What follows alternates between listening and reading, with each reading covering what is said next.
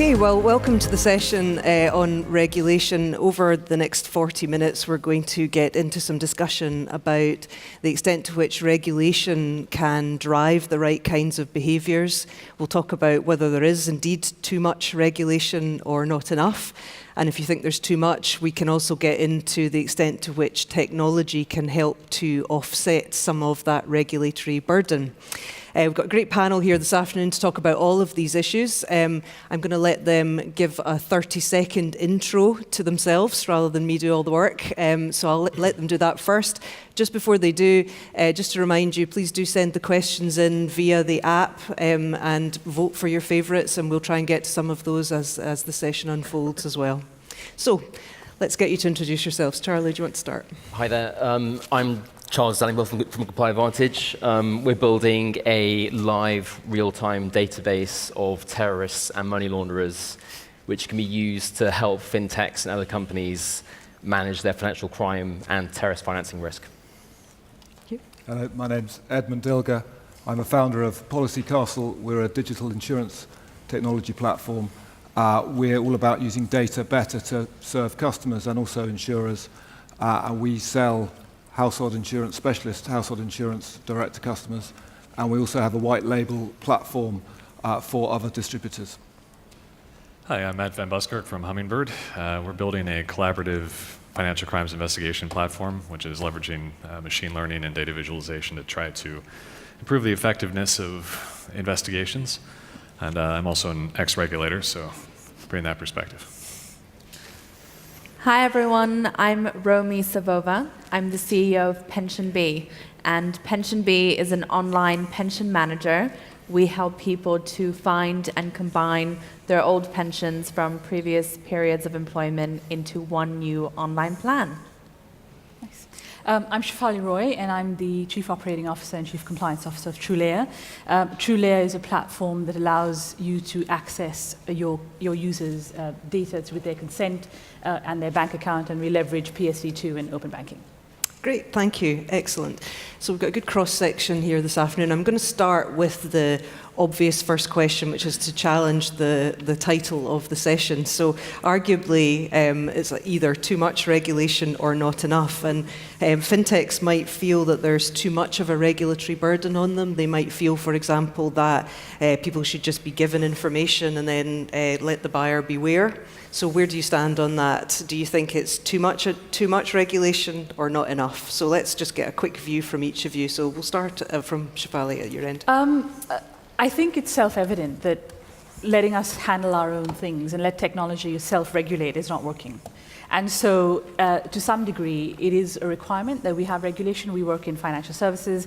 Prior to this, I used to work in payments, and prior to that, I used to work in a big technology company. And you do the best that you can with your customers and with end users to make sure that their data and their privacy is done according to terms of service. But we know that that doesn't happen all the time. So I think regulation, certainly for financial services, is at the right tipping point.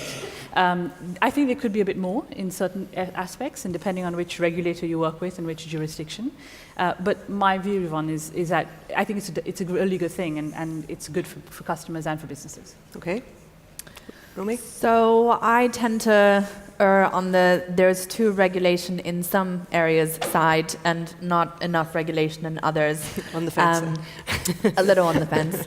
So I can definitely think of examples where there's been regulatory overkill in the area of pensions. So pensions is obviously a very complicated subject for many people, and the regulator has tried to implement communications guidance to help people understand their pensions better. Unfortunately, what that has often led to is sort of 30-page documents with lots of numbers that make little sense to anyone and actually make the whole concept of a pension sound way more intimidating than it should be.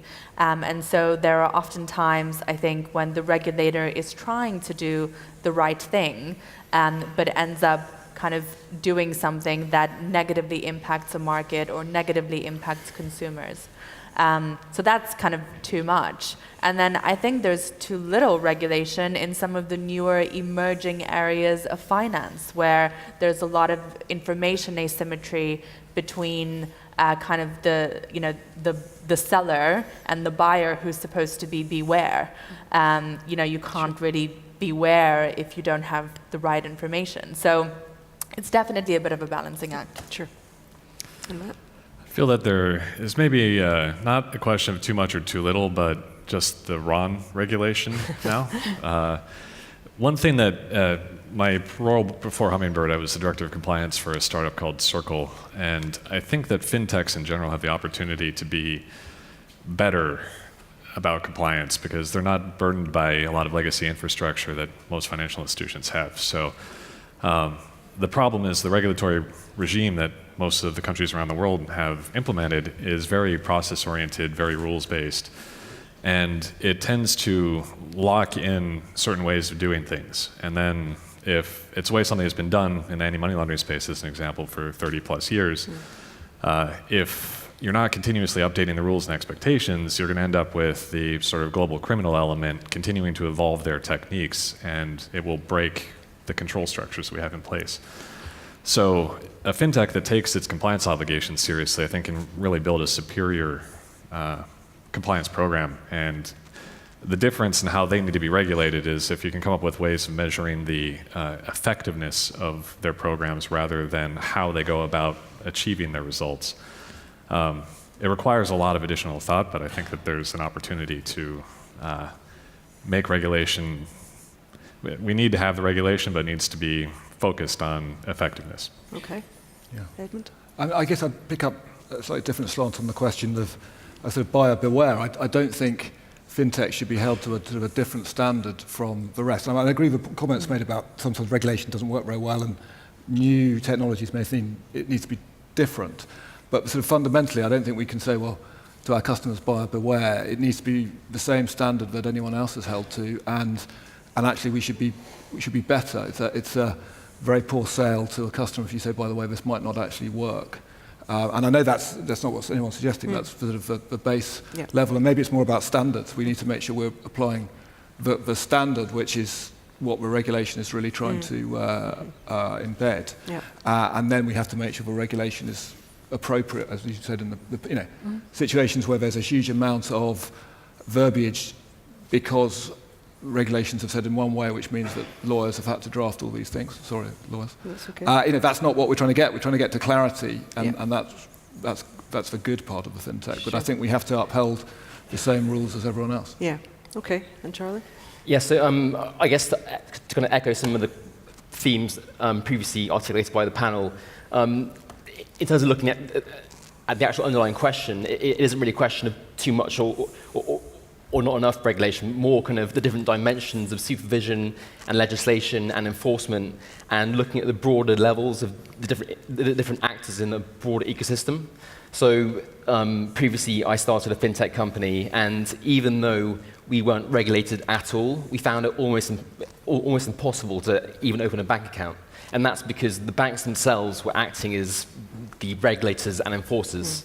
So in that respect, you have to look at the kind of actual proximate impact it has on fintechs and how they can then be more intelligent and then use that as an advantage to try and take on people they're trying to challenge. And I guess in your space, Charlie, thinking about financial crime, I'm quite interested, though, in alternative solutions that there might be around beyond regulation. I'm thinking more about industry-led approaches. So, with things like security controls, industry standards that Edmond was mentioning as well. Have you got any thoughts on that in the context of your sector? So, the problems of terrorist financing and money laundering haven't gone away, right? Sure. So I think the incumbents have failed, right? So even though there's a kind of constant arms race, and even though fintech itself represents a whole new vector and a track channel for cartels and money launderers, I think what's required, and hopefully with new technology, that technology can be applied to rethinking how things are done. So irrespective, the baseline from which you want to move forward is very, very low. And it can't get much worse, right? So I think with new technology and with new people, with new groupings working together as a cohesive unit, hopefully we can try and solve this underlying problem. Yeah, Matt, any thoughts from you in terms of that financial crime context? The financial crime space is a kind of an interesting one in that it really it requires you to work with government. It's basically all of the work that the industry is doing is intended to feed information to law enforcement. So I don't think it can really be purely industry-led, and it can't be purely government-led. We need effective public-private partnership structures. The FCA's tech sprint process, their upcoming one, will be focused on anti-money laundering, and I think it's a real opportunity for experimenting in this space. I don't want to repeat myself too much, but I think what we really need is a shift towards collaborative experimentation, where the government can work with the cutting-edge technology that's available in the private sector and make sure that they're adopting things as they become available rather than being stuck in a legacy approach. Yeah, no, that makes sense. And Romy, I guess just thinking about the pension space, I think we have made strides in terms of the ability to access existing pensions, but I think the challenge is how to move around, combine, be a bit more flexibility around that. Do you think that regulation might have an answer to that? Can regulation help with some of those challenges? Yes, absolutely. I think the underlying principle of switching is a really powerful one because it enables the market to kind of figure out who the winner should be, rather than some sort of centralized authority, guiding capital in a certain direction. I think the issues that we have with switching are twofold. First, it's difficult to compare products. And I think in that respect, the regulator can do a lot more in terms of requiring providers to disclose their charges. I think in the pensions landscape in particular, it can get incredibly opaque because you have this concept of charge layering. So if you have a pension product, you are paying a fee to your administrator, to your fund manager, potentially to your advisor, and in no other place does this concept of adding up a lot of different charges really exist. When you shop at Sainsbury's, you go to the till and you pay for something, and that's just the price. There's no kind of secret hidden fee within it. And so I think the regulator encouraging companies, or rather mandating companies, to disclose those charges in a comparable way can facilitate switching. And then once we have comparability, it's really around sort of encouraging or perhaps forcing firms to honor the switching decision that a consumer has made. In the pensions landscape in particular, if I tell my old provider move my pension to my new provider, that process is an entirely mixed bag. And you could get a great provider who moves your money in 14 days, which is considered exceptional in this industry. Or you could get a lousy provider who makes you fill in 20 pages of paperwork, send in an original copy of your birth certificate, and eventually, when they feel like it, sometime before the 6-month deadline, they will move your money. And so clearly that is a very kind of discouraging process for any consumer attempting to improve their pension situation. Yeah. And so in the area of switching in particular, I think the regulator needs to empower individuals by allowing them to compare and then actually requiring the companies who are executing the switch to do it efficiently and, in my opinion, with a guarantee. Just like we have in current accounts and in other kind of financial markets, we think there should be a pension switch guarantee of 12 days. So a bit like what's happened in the open banking regime, there was no incentive necessarily to share and to give out data, so the regulator steps in and creates it. You're suggesting a similar thing in the pension space. Yeah. And the whole principle of letting the customer drive the evolution of the market is allowed to thrive in that way. Yeah, okay. So Shefali, a bit like me, you've probably got a vested interest in regulation, and you did say earlier on that you thought perhaps in some areas there should be more, but if we accept that it does create some kind of burden, the regulation, how do we use technology to try and offset that burden? So I think that's a deadly question. The first answer is if you're lucky to get a good compliance officer, hold on to them for dear life, because good compliance officers are really, really hard to find. And leveraging technology is not the normal the normal avenue a compliance officer who's worked in financial services would yield to. And so looking at technology and making sure that you have processes that complement the technology you use. So whether it's using products like Charlie's building or other things in the market, you need to have someone who's really savvy and happy to use technology to make sure that the oversight and the burden that you have as an entity is going to be managed. And there are not that many open-ended and open-thinking compliance officers out there. So I think from a people perspective, we talk about AI and ML and VR and AR, and all these acronyms come out. And someone said to me the other day, I do that in compliance. I was like, I'm so intrigued as to what AR you're doing in compliance, because it's impossible, you'll never find that. But I think it's all these buzzwords that get thrown out and using technology, but it's finding the person who's open enough to use technology as opposed to traditional methods of just having 800 people in your compliance team who don't know what they're doing. Led by someone who doesn't know what they're doing, then saying, well, let's just buy some technology and let's just throw some money at it. And I don't think that really works. So in my career, I've always ever hired compliance people who are not lawyers. So apologies to the lawyers in the room, and also people in the business. So rather than a traditional compliance person, you hire someone in the business, because then you know what their pressure points are, you know how difficult it is to acquire business, you know the commercial realities of opening and operating in a competitive landscape. We mentioned open banking earlier. It's a fantastic example of how great regulation has just had a really dull PR effect. It's just been awful in terms of the rollout of how this has happened. But in fact, for a consumer, it is a fabulous initiative for consumers, because it gives them more choice, more opportunity, more competition, and better prices. And that whole story is lost because no one is actually saying that. And so our business, which is very much a B2B business, we don't actually have end consumers who are our customers.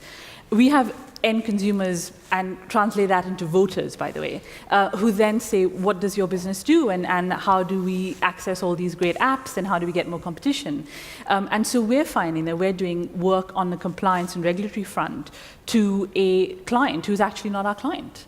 But it's because there's just such an information disparity out there that you don't know what's going on. So using technology is great, but if one doesn't know how to use it well, then you've lost before you've begun. You might as well just pack up and go home. So technology in the wrong hands is dangerous. Absolutely, okay. Absolutely. Yeah, okay. So Edmond, let's bring you in. I suppose, have you identified any particular areas you think are ripe for more regulation then, while we're on this theme of increasing regulation, so that I can get kept in a job and Shefali can as well? Yeah, exactly. I think more regulation for fintech is good when something is new and you want to establish standards. And so, yes, when you say regulation, cost and compliance, and that's maybe not good, but standards are good. So I'm not sure how many years ago, when peer-to-peer lending in the UK was still relatively new, they asked to be regulated, and they, whether or not that's worked out in the way they wanted, I don't know, but they asked to be regulated, and that was a sort of a kite mark of, yes, they're doing the right thing, and you can trust these guys, and so. I'm sure that did help consumer acceptance of them, and I think in the consumer space it's useful. And so I guess I'm not claiming to be an expert in the space, but in cryptocurrencies, where there seems to be such a range of different types of coin and offering and way of doing things, and some portals where you go through extensive KYC and some you don't, and stories that VCs would like to invest in ICOs but can't, because they can't get their heads around about how do you put on your balance sheet something where you destroy the hard drive, or this hard drive is destroyed and you've lost it. If there was a standard around some of that, I think actually that would move the industry forward. And I know the history of the cryptocurrencies is going around the sides of regulation, but in some respects, if there were standards which said, right, this is how it works in the UK and that's comparable in the US and in other markets, I think actually that would be an advantage. Yeah, it's interesting that it's almost in danger of becoming over-regulated as people are grappling with which regulation to apply to it. So it'll be interesting to see how that plays out. That also sort of predicates the fact that the regulators know what they're regulating. It's such a different market. So you have to have a situation where the people who are writing the laws and writing and enforcing the rules know what the product is. And in some experiences, that's rare. But that happens throughout, doesn't it? But your pension space, people didn't really, or I suppose with robo-advice, the regulator didn't really think of that. And now they've had to work out, well, what does that mean? And there's a catch-up period. Absolutely.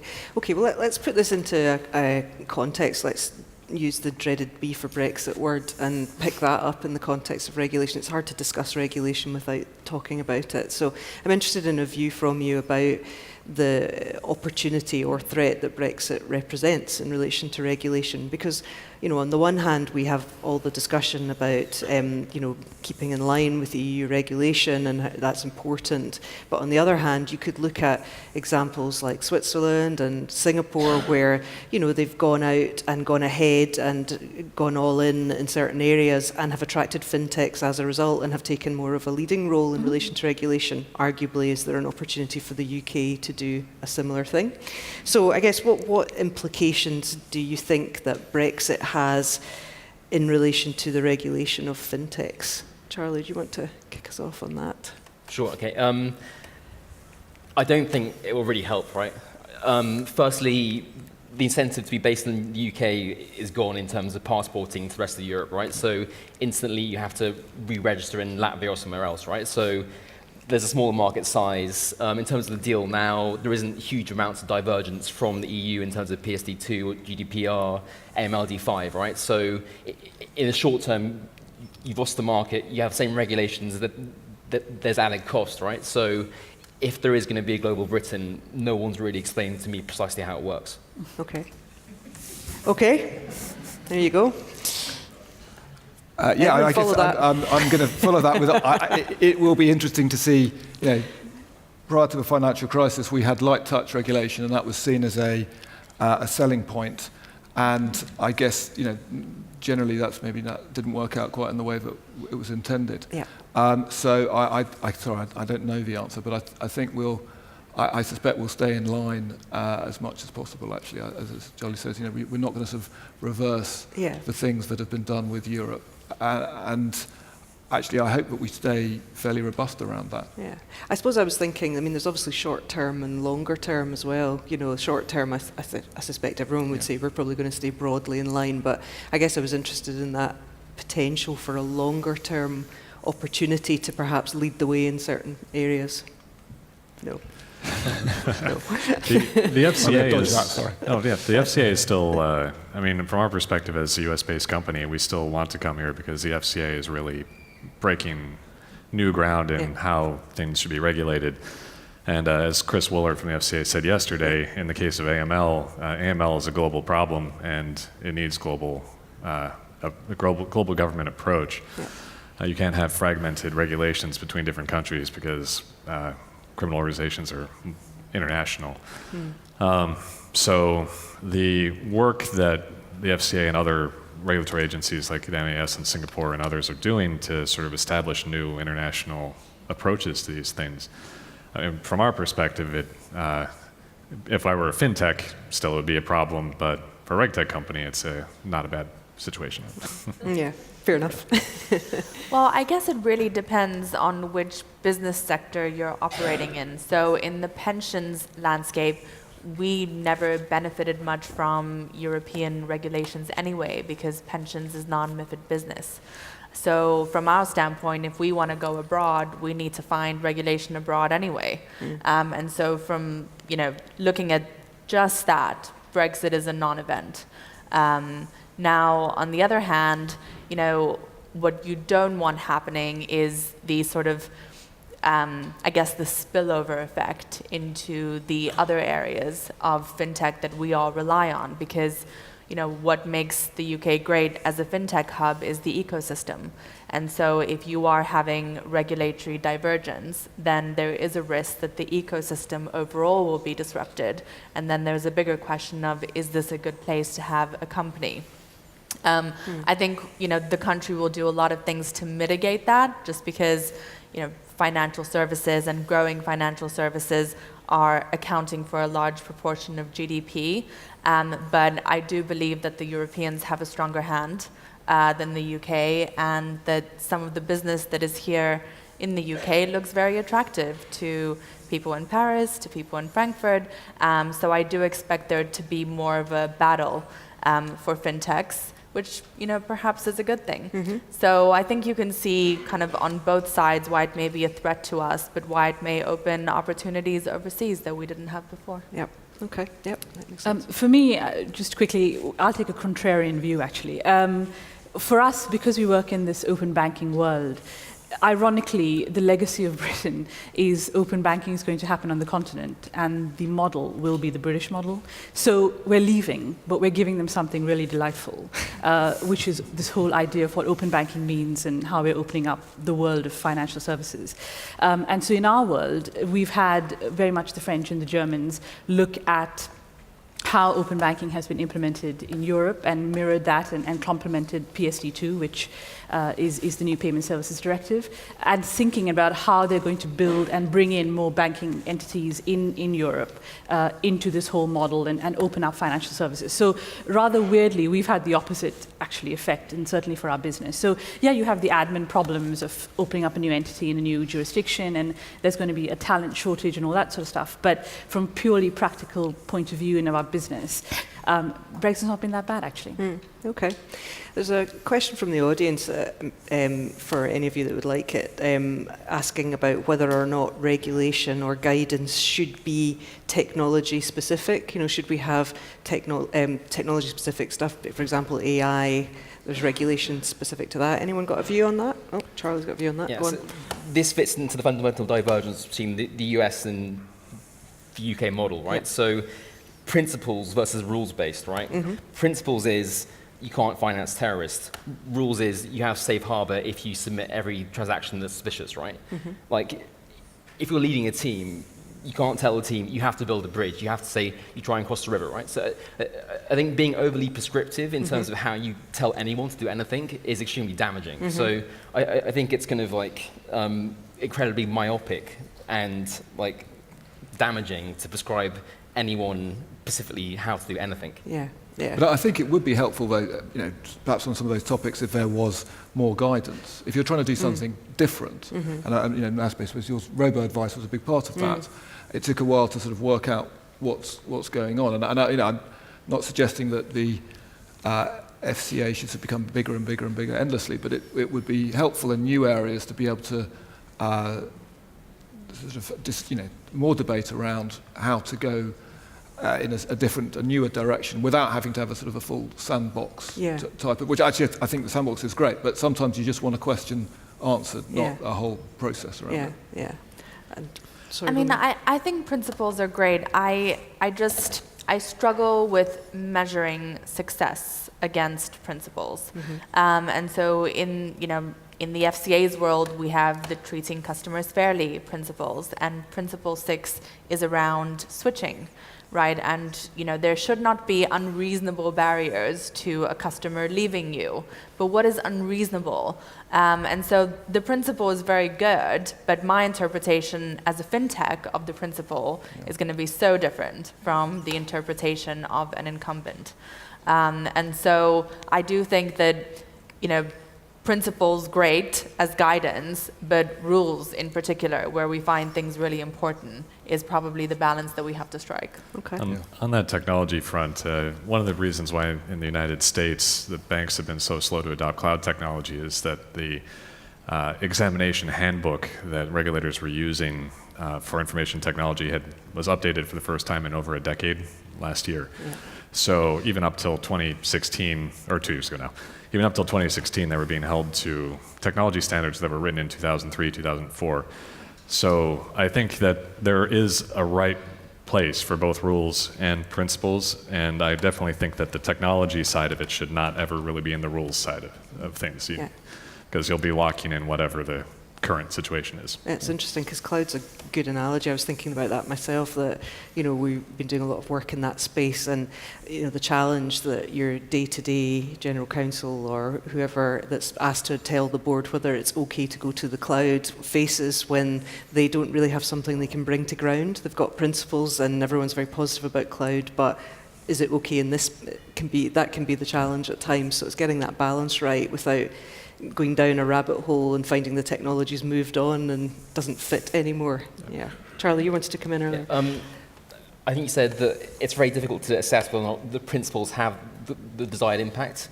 I think if we're in the audience now, it's kind of very easy for this whole topic to become very, very dry and very, very theoretical. And the way to kind of destroy all of that instantly. It's to think about the actual consequences it has on people.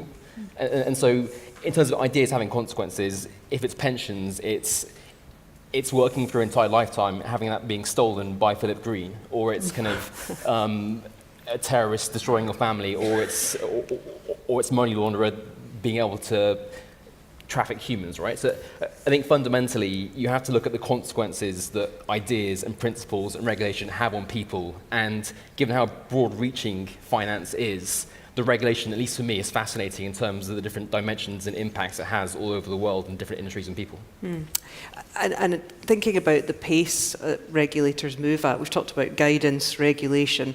Is there anything else that can be done in between times? One of the questions from the audience is linked to this, which is, can the industry develop standards as well? So is it a combination of all of those things to try and plug the gaps in between the big regulation events, the guidance, the standards? Do they all interplay, do you think? I think they do. I think the industry should be developing standards if it thinks that's this is the direction of travel.